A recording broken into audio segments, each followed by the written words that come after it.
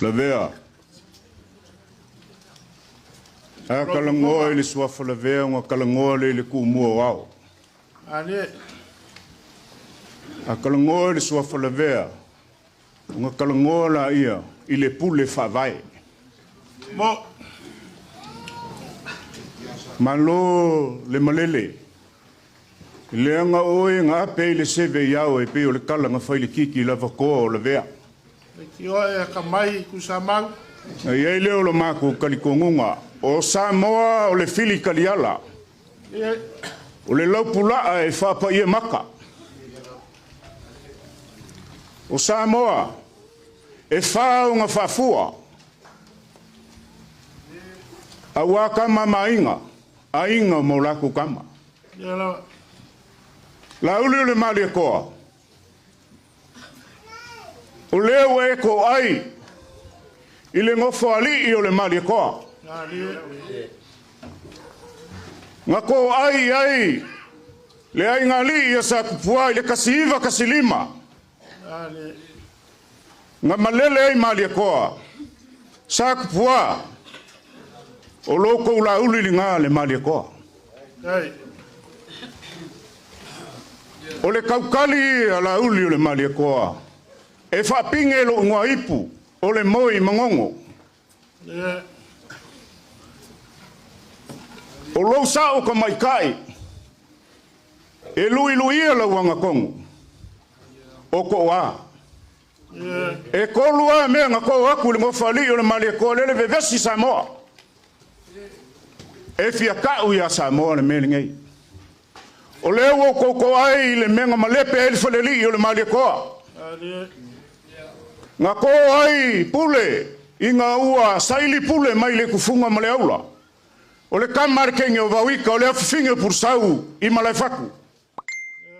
Nga afu ai nga vaku pule lua. Nga whakaka i palalaua.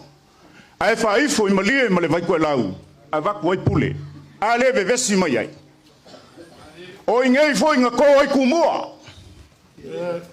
Le alali sa ue alu i maunga mamalai lo vau malu kumua.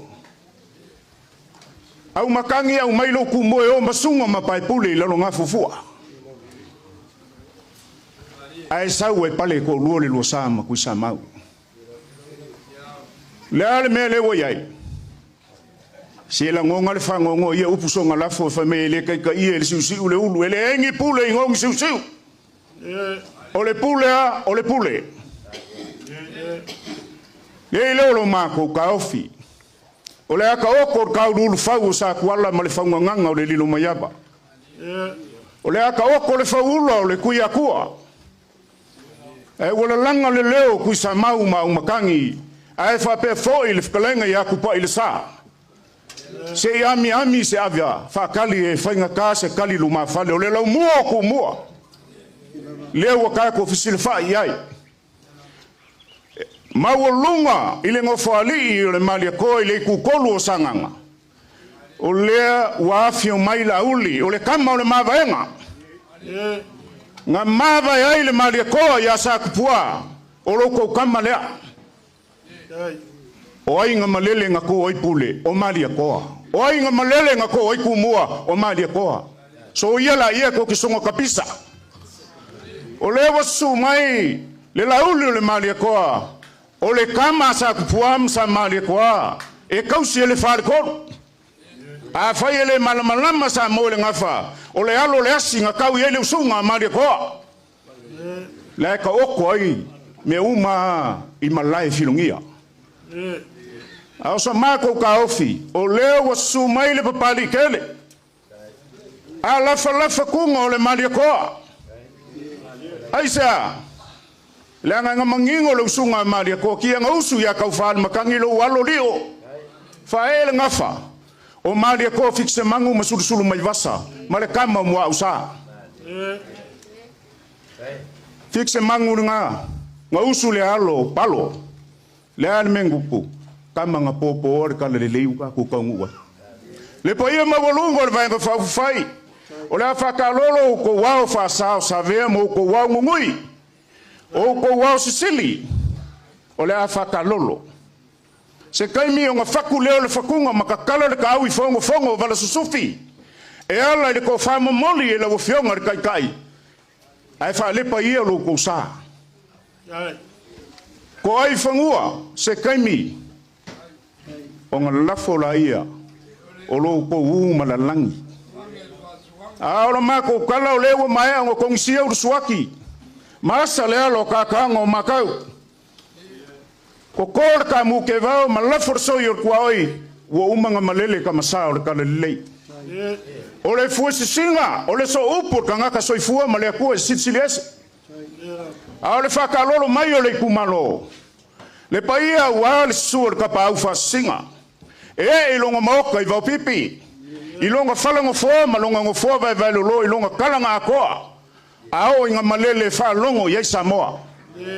Le fio mai o mawale va ma le makua ia fa musili. Su mai sa yuli makai ko le foi ali nga. E pola pui le launga ko fiku malingoa umkang. O le foi wa fio mai sa enga ma inga sa nga. Fa pe foi alo fokingo. Le wa maliu mai ku pai le sa ma fale ma le afo le ala kaua. O pa ia la e kalele o wau ko malae mo ko kupua. Lewa sungui kongu I vai koe lau marikangu mawhili. E awhiwhio ai ngasa ngau whale ai. O ngau whale ai ngā kau ele usunga maria kola uli. Maua ngako oi kele o ngako oi kele ngau ei mangu orsanga nala. Maua vai kamasoali ngā kau ele usunga. A kuia anga. Ka ngalose langi ngako. Maua kuia anga ka malilangi. La uli le su mai. Ae ka pisa ai sa moa malile mana malama. Mafili me le vai koe lau. E fioi ai ngā sangau whalei, fioi la kama ia savea mo ku kalonga. Fioi le makua ia mangoi fua. Fioi maupu mausoli, malo ko fingali. Ai polo pui le la ko lua wafaka maulolo kui o le ngako I kele. Sumai le kui sa mau, o le kumua. Ia whapea foi le vanganga ia leu ma vaikimu ngau ka ele la kaua. Paia ngā leo popo, ngā ile lo mako ka ofi.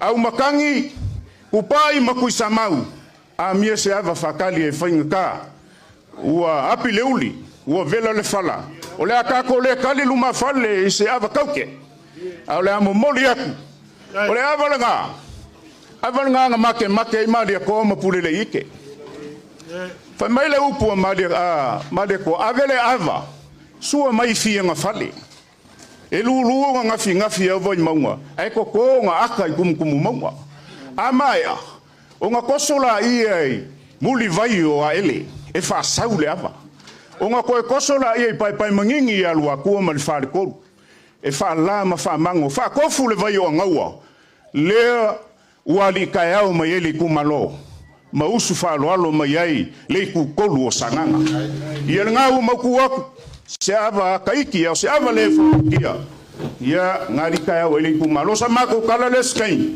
ia nga fa umale o sa mako umale nga fa lo